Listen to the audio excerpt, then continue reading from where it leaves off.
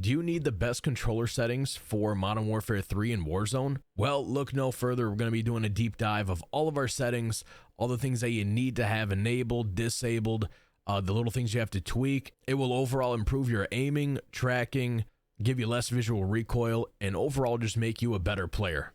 Let's get into the video. Okay, so real quick, the controller that I use to play Warzone with is the PS5 DualSense Edge controller. This is what it looks like. I think it runs around $200 or maybe it's $250. It comes with two back paddles on the back. I can't really turn the controller because the cable is too short. I do love this PS5 DualSense controller. I used to use a PS5 aim controller, but I just switched over to this just to try something new, and I actually really like it. If you guys do want to check out aim controllers, I'll put the link in the description. Make sure you use code TOES for $60 to $90 off. You can make a completely custom PS4, PS5, or Xbox controller, and they are really nice. But nonetheless, let's get into the video. So we're going to tab over here just to the settings and go to the controller tab. So basically, we'll start off with this controller tab. You don't got to change too much in here. For me personally, I don't like controller vibration. I used to play with it on back in the day, but I have that off just because, you know, any shaking or movement to do with your hands can affect your, you know, aiming and your recoil control. So controller vibration is off.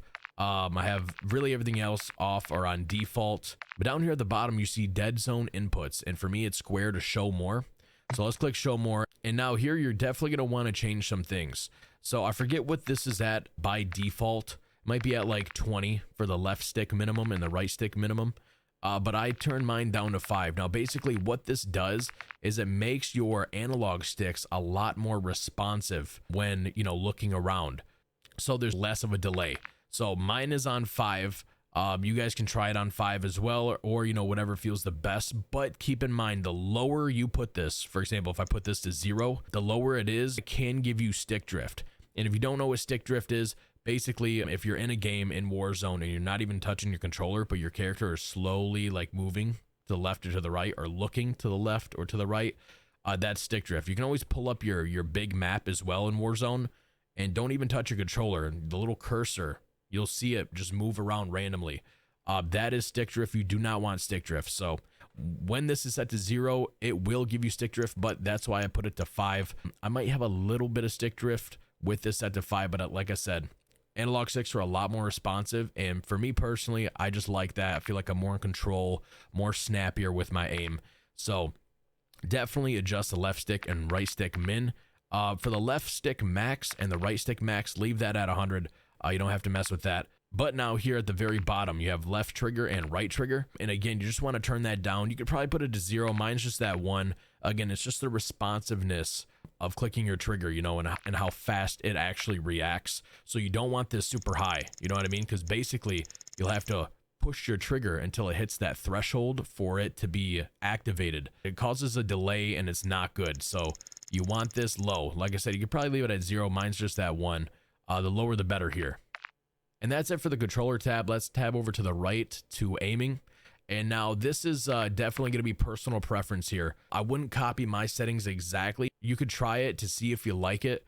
But at the end of the day, it's all personal preference and what feels the best to you. So for my sensitivity, I play on 8.8. But usually, at least for a beginner player in Warzone, they either play on 5.5 or 6.6. The lower your sensitivity, the more accurate you're going to be with your shots. So if you notice yourself missing a bunch of shots, having like a problem with tracking your enemy, definitely lower this. You know, like some people think they have to be on 10-10 or 20-20, you know, to be an insane player. That is definitely not the case whatsoever. So I would definitely recommend starting out with 5.5 or 6.6. And then from there, you can kind of tweak it. You know, if you need more sensitivity, you know, you can definitely adjust it to your liking. But for me, I play on 8.8. In the previous Warzones, I've actually played on 7.7. And I don't know, something felt a little bit weird with the aiming in this new, you know, Modern Warfare 3 and new Warzone. But definitely bring this down lower to help with your tracking. Now, the next thing is very important. It's ADS sensitivity multiplier. A lot of people don't mess with this. Mine's on 0.95. You always want it a little bit less than 1.0. Only because it slows down your aiming while ADSing. You don't want to be too aggressive with it, but just a little bit. So for those long range shots, you know, if you're trying to beam someone, 50 meters plus. Turning this down will just make it easier to track. Overall, it'll make you hit more shots. Like I said, I used to play on 7.7 in the previous war zones, and then this was always at 0.90. But since I moved up to 8.8, I noticed for me 0.95 feels the best. So you definitely want to mess with this if you haven't already. After that, we can go down here and just take a look at some things. I don't think I messed with any of this. I'm just going to double check here. Everything is at like defaults, and I didn't mess with too much.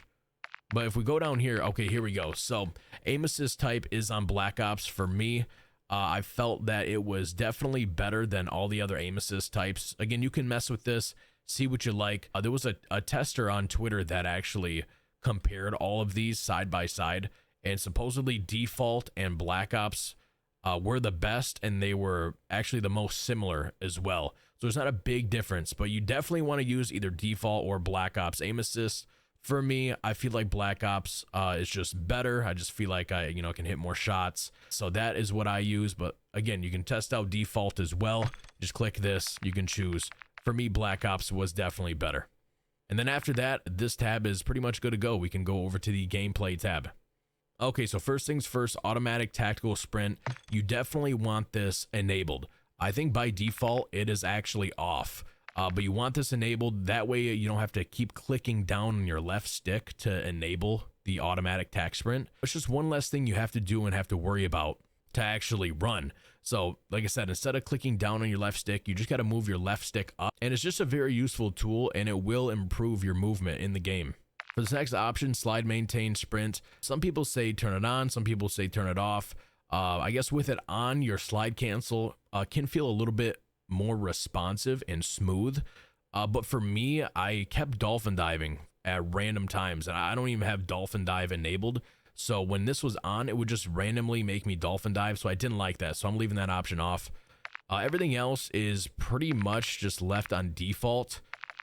If we scroll down here, I know there's a few other things that we can change here to make just overall movement and looting better, for example. So this is another thing, interact/reload behavior. A lot of people have this on default or tap to reload. You want prioritize interact enabled.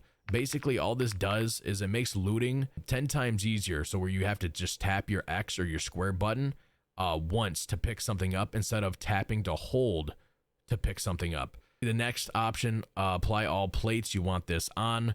This basically makes it where you just have to push your plate button once to pop all your plates instead of having to do it each individual time. You can also plate cancel. So say if you're plating up, but you notice you're getting pushed and you hear audio of an enemy getting close to you, you can always plate cancel is what we call it. And all you got to do is hit your triggers. You can hit either of your triggers, like your shoot button or your aim down sights button. Just hit any one of your triggers and it will plate cancel. That way you can actually kill the enemy that's pushing you. Definitely want this set to apply all. Next, if we scroll down here, I'm pretty sure everything else is just default. I didn't mess with too much of this. And yeah, it looks like that's all we had for this tab. So we're going to back out of the controller tab, still have the settings up here, and then you want to go to graphics. Now you're probably saying, Ghost, why would I want to change any of my graphics to help with aiming? Believe it or not, if you tab over here to the view tab, ADS field of view needs to be on affected. I think it's actually on independent by default. You want this on affected. This is how it's been in every other Warzone. It basically gives you less visual recoil when shooting your weapon. So make sure this is on affected. Right above that is FOV or field of view. You always want to make sure you're on 110 or higher. A lot of the pros play on 120. It basically just zooms out your perspective of your gameplay. But that gives you an advantage because you can see more of your surroundings. A more zoomed out FOV will give you less visual gun shake, less visual recoil, and all that good jazz. I've always played on 110. 110 feels the best to me. So anywhere between 110 and 120, you'll be good to go. Next is weapon field of view. You want this on wide, so just makes your gun appear a little bit smaller than what it actually is.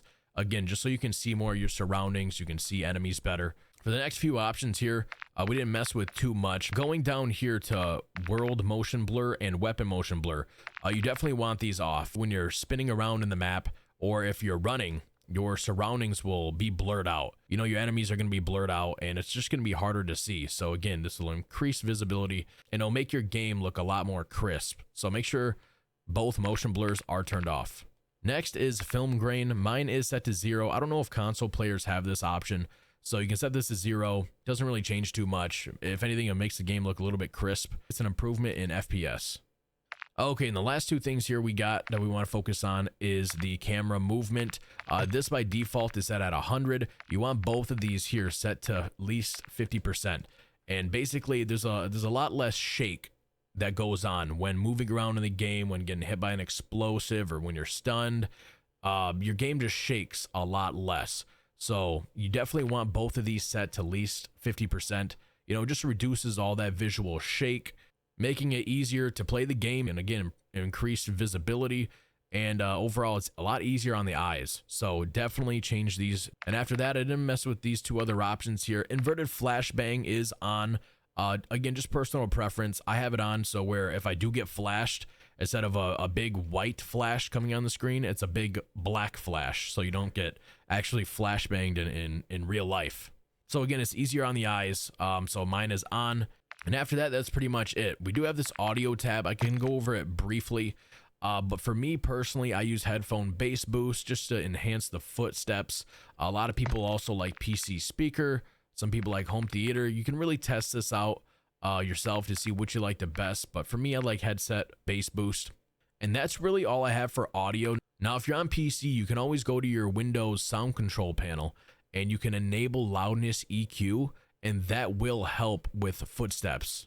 We did it in Warzone 2. It was phenomenal. Activision came out and nerfed it, so it didn't work as good, but it still works great even in this game. And I definitely recommend you guys doing that. I might as well show you guys that sound setting in Windows just for all my PC players, because it really does help a lot. So if you just go to the bottom left and click your search little button, it'll say type to search here, and all you want to do is just type in settings. So we'll type that in and then click on the first option here. So once this pops up, all you want to do is click on system, and then you want to click on sound. And then if you scroll down here, yours might be a lot bigger, but you want to find sound control panel. So go ahead and click on that. And then this little window pops up here. Let me bring this to the center here. We can actually minimize this. And this is what you want. This is the secret sauce. So whatever headset that you have connected to your PC, you're going to want to right click on it, and then you want to go to properties right here. So click on properties, and then you want to go up here. You see there's a bunch of different tabs here. You want to go to enhancements. Then you want to make sure loudness EQ is checked. And then after you check it, make sure you click apply and then okay. Keep in mind, after doing this, you might have to change some of your sound settings in Warzone because it can sound a little different. You know, you might have to increase some volumes or decrease some volumes. For my Astro A40s, I have a mix amp, so I noticed I had to turn up the dial a little bit just to increase the overall volume. But it's completely up to you if you want to try this. Like I said, this really helped with my footstep audio. And then after that, yeah, you're pretty much done. You can just close out and you're good to go. And yeah, guys, that pretty much wraps up the video. Basically giving you guys the best controller settings for Warzone. Appreciate everyone tuning in and watching. Hopefully you guys hit that like button, hit that subscribe button. If you guys have any comments, let me know down below. If you have any other video recommendations, let us know. You know, we'll be pumping out YouTube content constantly. So either way, guys, we are live every single day on Facebook and on Kick at RS is Ghost. Come by, come chill in the live stream. We're always playing Warzone. And yeah, hopefully I catch you guys on the next video. Thank you guys so much for watching.